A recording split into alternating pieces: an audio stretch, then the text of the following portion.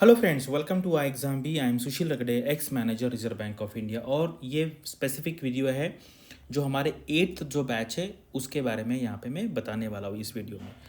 ये जो है हमारा 8 नंबर का बैच है, यानी कि इसके पहले हमने एक्चुअली 5 बैचेस कंप्लीट किए हैं। 6th and 7th are running parallelly. और यहाँ पर मैं आपको कह सकता हूँ, क्योंकि जो स्टूडेंट्स आते हैं यहाँ पर जो हमसे बात करते हैं कि no institute is teaching you so many times, इसका मतलब ये है कि किसी ने हमारा फर्स्ट बैच सपोज ज्वाइन किया था, वो बैच उसका कंप्लीट हो गया और उसकी वैलिडिटी चालू है, तो कंटिन्यूसली आगे के जितने बैचेस होंगे उसमें वो अटेंड कर सकता है। यानी कि अगर आपको लगता है कि मुझे रिवीजन करना है, क्योंकि मान लीजिए पहला बैच हमारा पिछले अगस्त में, सितंबर में, अक्टूबर में हुआ होगा, तो तब तक फिर काफ़ी सारी चीज़ें आप भूल भी गए होंगे। तो रेगुलरली आपको अपडेट रहने के लिए हम बार बार नए नए बैचेस लॉन्च करते हैं, क्योंकि नए स्टूडेंट्स मार्केट में आते हैं।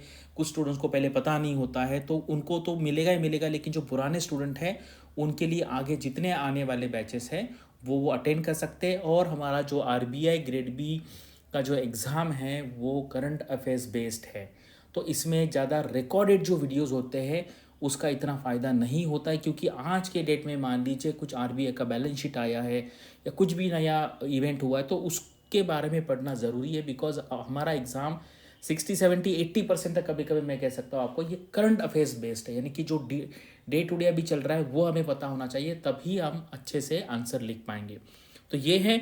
और ये बैच का टाइमिंग हमने ऐसे रखा है कि आप अगर वर्किंग प्रोफेशनल हो या फ्रेशर्स भी हो, आपके लिए टाइम कन्वीनियंट रहेगा।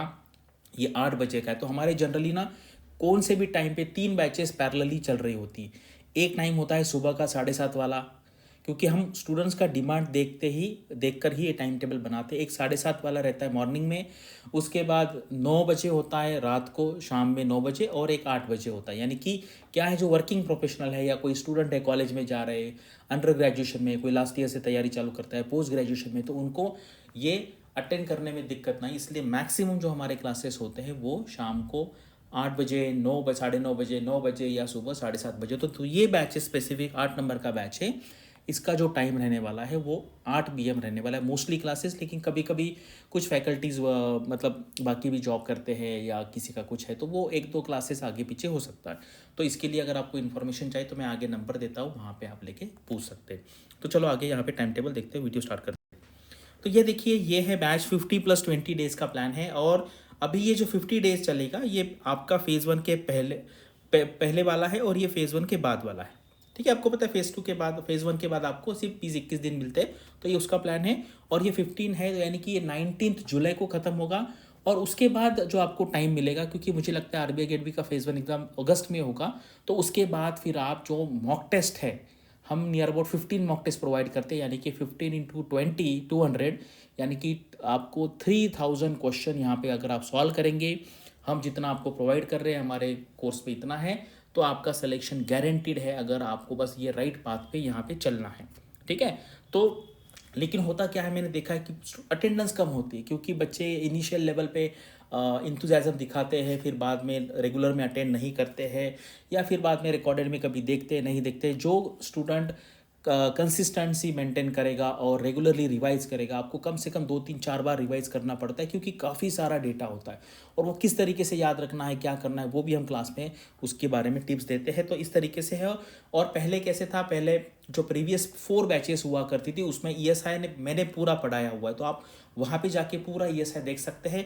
अभी ईएसआई अलग फैकल्टी पढ़ा रही है, पहले हमारे यहाँ पे क्वांट पे अलग फैकल्टी थी, अभी क्वांट में पढ़ा रहा हूँ, क्योंकि बहुत डिमांड आ रही थी। क्वांट में स्टूडेंट को बहुत दिक्कत आ रही है। आपने कितना भी ईएसआई का पढ़ाई किया, फाइनेंस का किया, रीजनिंग किया, लेकिन एक सब्जेक्ट ऐसा है जिसके वजह से लोगों का आरबीआई का ड्रीम पूरा नहीं हो रहा है, वो है क्वांट। और मैंने पूरा मैं कहता हूँ कि जितना मैं इनपुट लगा सकता हूँ उतना इनपुट देके मैं, और बहुत ही मैं डिफरेंट तरीके से क्वांट पढ़ाता हूँ। अगर आपने मेरे क्लासेस किए हैं, वीडियो देखे, तो आपको पता चलेगा कि मैं ऐसे रटे रटाई नहीं। और कभी कभी मैंने देखा है ना, मतलब बहुत जगह पे ऐसे होता है कि जो फैकल्टीज आती वो एक प्री डिसाइडेड माइंड से आती कि मुझे आज 20 क्वेश्चन लेने हैं।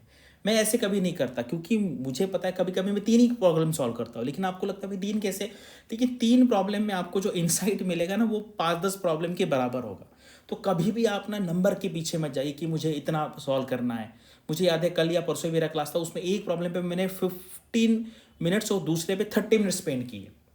और फिर मैंने स्टूडेंट्स को बताया कि इसको अलग तरीके से करना। आप भी देखो प्रॉब्लम लेते सॉल्व करके छोड़ देते, ऐसा नहीं करना। एक प्रॉब्लम को हम 2 3 4 5 बार अलग अलग तरीके से कर सकते हैं। और उसमें मतलब ऐसी बहुत कॉमन चीज़ें हैं कि फिर वो स्टूडेंट्स को फिर एक्चुअल एग्जाम में फिर उनको नहीं आता। कभी कभी क्या है, दिखने में प्रॉब्लम बहुत ईजी लगता है हमें, लेकिन हमें ना उसके पीछे क्या लॉजिक है वो अगर हमें समझ में आ गया तो डिफ़िकल्ट प्रॉब्लम भी हम सॉल्व कर सकते हैं। इसलिए मैंने ये एक्सप्लेन करके बताया, क्योंकि लोग मुझे बताओ यार ये जो है आपका कौन का क्या है, इसमें एवरेज है, परसेंटेज है, डी आई जो आपने कितने बार पढ़ा है, कितने बार स्कूल में पढ़ा है, तो फिर क्यों नहीं आ रहा है? क्योंकि वो अप्रोच और वो माइंडसेट नहीं डेवलप हो रहा है। आप कितने भी क्वेश्चन सॉल्व करो उससे कुछ फ़ायदा नहीं पड़ेगा। लिमिटेड करो, लेकिन उस पर आप 360 डिग्री से सोचो, तभी आप सॉल्व कर पाएंगे।